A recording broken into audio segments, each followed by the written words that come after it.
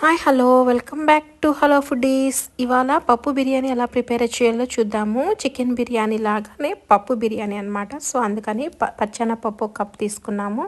అదేవిధంగా onions, tomatoes, ఆలూస్, అల్లం వెల్లుల్లి పేస్ట్, కొంచెం గీ, అదేవిధంగా మసాలా, బిర్యానీ మసాలా తీసుకున్నాం, గ్రీన్ చిల్లీస్, కొత్తిమీర, పుదీనా తీసుకున్నాం అనమాట.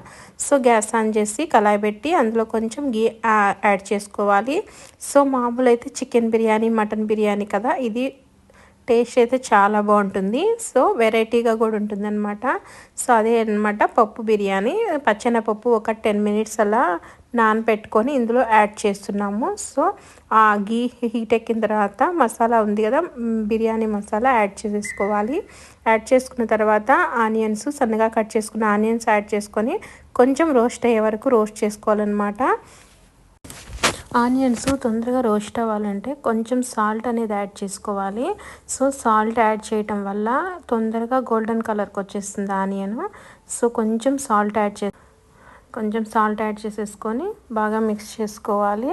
సో అదేవిధంగా మనం ఆల్రెడీ పేస్ట్ చేసి పెట్టుకున్న అల్లం వెల్లుల్లి పేస్ట్ ఉంటుంది కదా, సో ఈ అల్లం వెల్లుల్లి పేస్ట్ యాడ్ చేసుకుంటున్నాము. ఫ్రెష్గా ఇంట్లోనే చేసుకుందండి, హోమ్ మేడ్. బయట తీసుకున్న ప్యాకెట్స్ ఏమంత మంచి కాదు.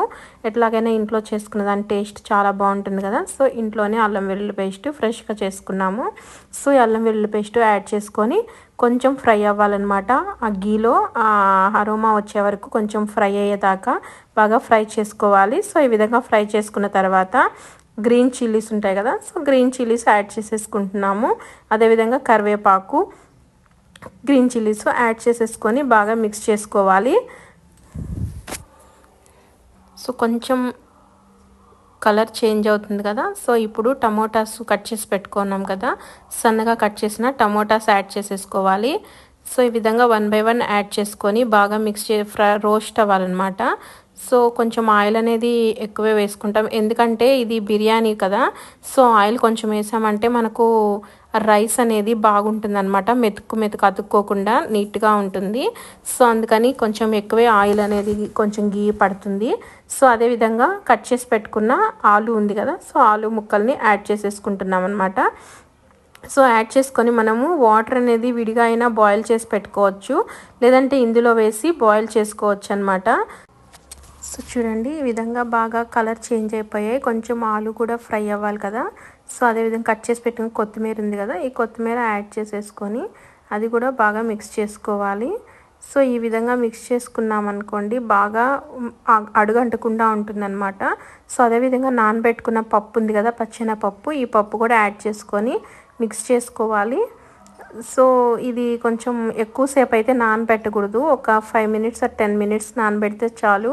ఎందుకంటే ఎక్కువ నానబెట్టేస్తే అది బాగా బాయిల్ అయిపోతుంది, మనం రైస్ బాయిల్ అయ్యే తాలకే ఇది.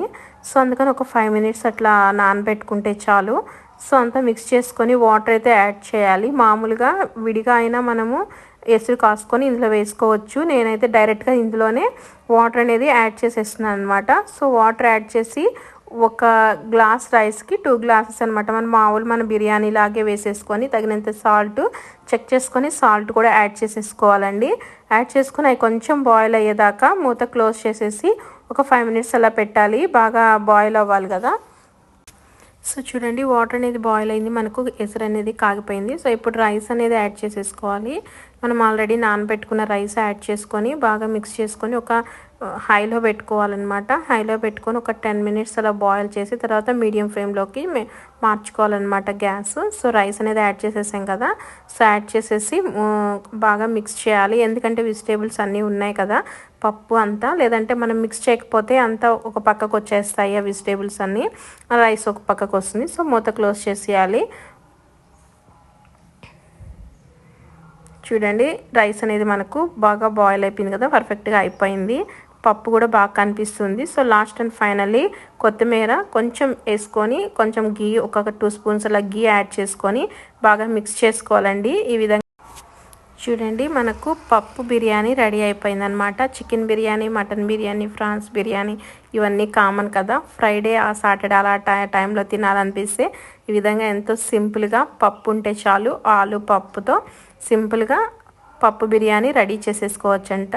సో ఫ్రెండ్స్, ఈ వీడియో మీకు నచ్చినట్లయితే please subscribe to hello foodies. Thanks for watching.